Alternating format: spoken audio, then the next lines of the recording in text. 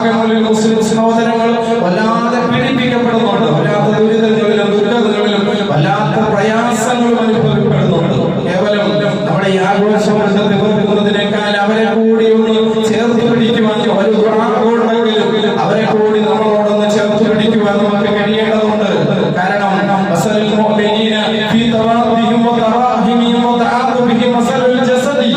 ഓരോ മുഅ്മിനിന്റെ പരസ്പരം മുഅ്മിനീങ്ങളുടേതായ ഉപമ റസൂലുള്ളാഹി പഠിപ്പിക്കുന്നത് സ്നേഹത്തിന്റെയും കാരുണ്യത്തിന്റെയും ഗുണകാംക്ഷയുടെയും വിഷയത്തിൽ ഒരു ശരീരം പോലെയാണ്.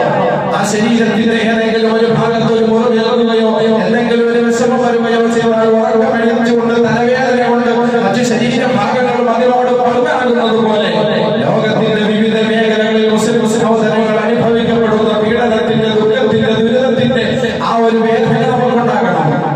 ഇറാൻ ഇസ്രായേൽ സംഘർഷം ഒരു വശത്ത് നടക്കുമ്പോ ഇസ്രായേലിന്റെ അതിക്രൂരമായ അധിനിവേശത്തിന്റെ വല്ലാത്ത അവസ്ഥയിൽ പലസ്തീനികളായ മക്കൾ പടഞ്ഞു മരിച്ചുകൊണ്ടിരിക്കുമ്പോ മൂല്യങ്ങളെ ഗസയിലും ഇറാനിലും ലബനാനിലും ഫലസ്തീനിലും ആയിരക്കണക്കിന് കുഞ്ഞുങ്ങളും സ്ത്രീകളും വിളവകളും വിലപിക്കുന്നതിന്റെ ആ ഒരു തേങ്ങൽ നമുക്ക് കേൾക്കാതെ പോകാൻ കഴിയില്ല. ഇറാൻ ഇസ്രായേൽ സംഘർഷം ലോകത്തിന്റെ ഒരു യുദ്ധമായി മാറാതിരിക്കാൻ വേണ്ടി നമ്മുടെ ദുആഇന്റെ എപ്പോഴും ഉണ്ടാകണം.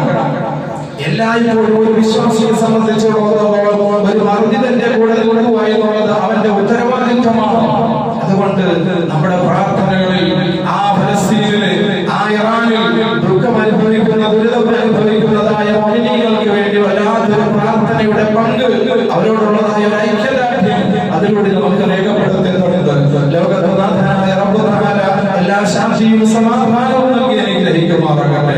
ലോകത്തിന്റെ വിവിധ ദിക്കുകളിൽ അനുഭവിക്കുന്ന മുസ്ലിമീങ്ങൾ ലോകത്തിന്റെ ആ വിവിധ ദിക്കുകൾ അനുഭവിക്കുന്ന ഒരുപാട് ദുരിതം, ആ ദുരിതത്തിൽ നിന്നുമെല്ലാം അല്ലാഹു സുബ്ഹാനഹു വ തആല ലോക മനുഷ്യരെ ലോക ജനതയെ അല്ലാഹു തആല പൂർണ്ണമായി സംരക്ഷിച്ച് സമാധാനവും ശാന്തിയുടെയും ഒരവസ്ഥ ലോകത്ത് സംജാതമാകുന്ന ഒരവസ്ഥ അല്ലാഹു തആല നൽകി അനുഗ്രഹിക്കുമാറാകട്ടെ.